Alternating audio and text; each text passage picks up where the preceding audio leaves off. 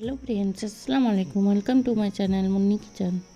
আজকে তৈরি করব এগ পোহা তৈরি করার জন্য 1 কাপ পোহা নিয়েছি, 1 চামচ বাদাম নিয়েছি, একটা টমেটো নিয়েছি, একটা পেঁয়াজ নিয়েছি, কারি পাতা নিয়েছি, 2টো ডিম নিয়েছি, 1 ফাক লেবু নিয়েছি, 2টো কাঁচা লঙ্কা নিয়েছি।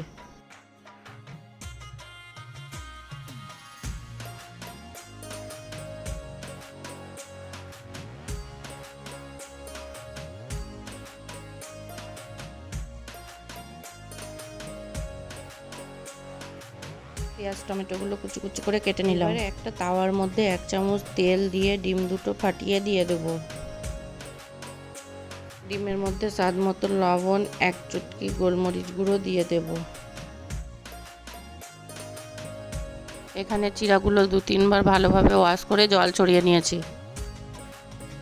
ডিমগুলো ভালোভাবে এইভাবে ঝুড়ি ঝুড়ি করে নামিয়ে নেব। মধ্যে 1 চামচ তেল দিয়ে দেব। তেলের মধ্যে কারি পাতা ও 1 চামচ বাদাম দিয়ে দেব। কারি পাতা বাদামগুলো প্রায় 1 মিনিটের মতো ভেজে নেব।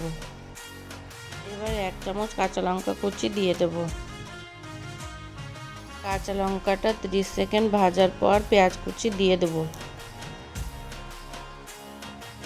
পেঁয়াজের কালারটা চেঞ্জ হয়ে হালকা একটু ব্রাউন কালার হলে টমেটো কুচি দিয়ে দেবো। টমেটোর বীজগুলো আমি ফেলে দিয়েছি। এবার স্বাদ মতো লবণ, 1/4 চামচ হলুদ গুঁড়ো দিয়ে দেব।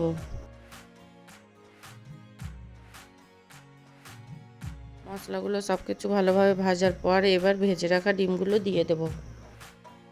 এবার ওয়াশ করে রাখা চিড়া বা পোহাগুলো দিয়ে দেব।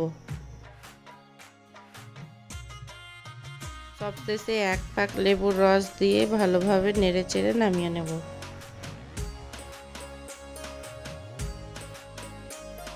হয়ে গেছে পোহা রান্না। নামিয়ে উপর থেকে কিছু ডিমের কুচি ছড়িয়ে দেব। পোহা তো অনেকভাবে খেয়েছেন, এইভাবে ডিম দিয়ে পোহা তৈরি করে খেয়ে দেখবেন, খেতে দারুণ লাগবে। আমার রেসিপিটি ভালো লাগলে আমার চ্যানেলটি সাবস্ক্রাইব করে লাইক কমেন্ট শেয়ার করে দেবেন প্লিজ।